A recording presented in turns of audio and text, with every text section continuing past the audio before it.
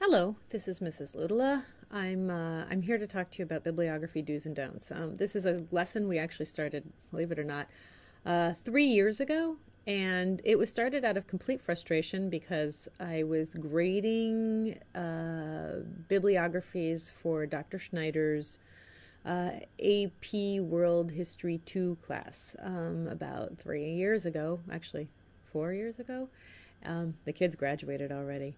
And I realized that they had worked very hard on their French Revolution project. I had known that. I mean, I'd watched them and I worked with them and we'd seen all of their efforts.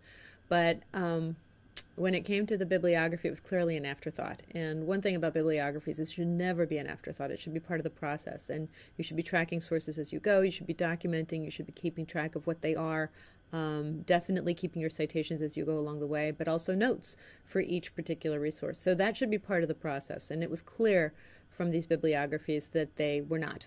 So without further ado, I'm going to proceed to show you a little bit about bibliography do's and don'ts. For one thing, it is on the home page of NCHSLMC.org website, and you can access it there under citing stuff. We also have additional documents that will be helpful for you. We have a bibliography check sheet, which goes over the page layout. One of the things in page layout that we definitely need to cover is how to do hanging indents or hanging margins. The tool that you would use is right here. When you look at the top ruler in your document, you will see that there is a margin marker, and in that hourglass you can move your cursor to the bottom part of the hourglass and it says lift indent. If you slide it to the middle, it will say hanging indent. Okay, so you don't want your bibliography to look like this. Instead, you want it to look like this. And this is the correct format. It's called a hanging margin. This is one of the things that kids make a lot of mistakes on. Your bibliography also needs to be double spaced. Your citation format details are also on the bibliography check sheet. You can look at this to make sure that you are doing yours correctly.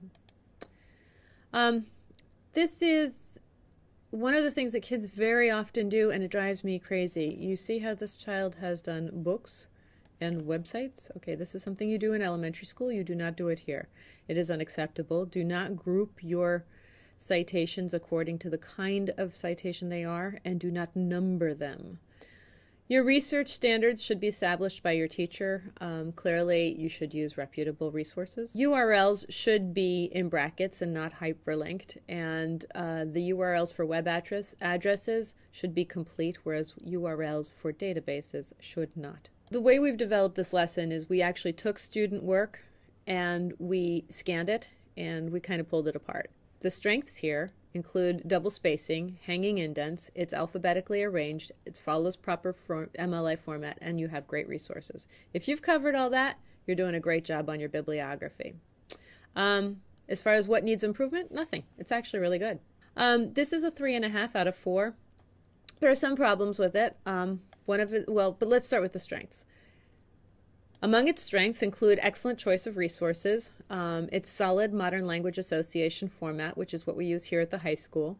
The word bibliography is underlined and centered in the middle of the page. That's all really good stuff. What do we need to work on?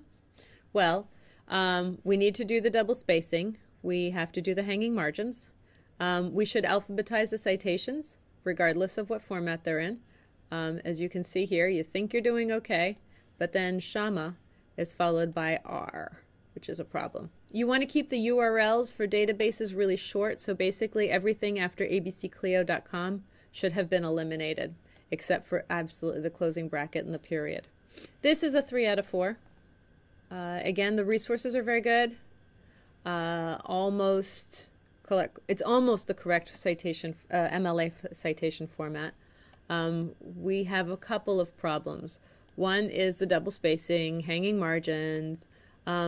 These titles, I'm guessing the student actually used one of the online bibliography tools, which are great, except that they italicize rather than underline titles.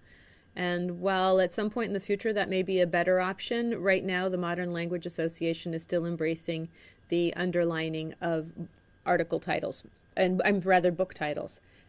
So You need to change those if you use an online bibliography making tool like Noodle Tools or EasyBib. The bibliography should be centered and in the middle of the page.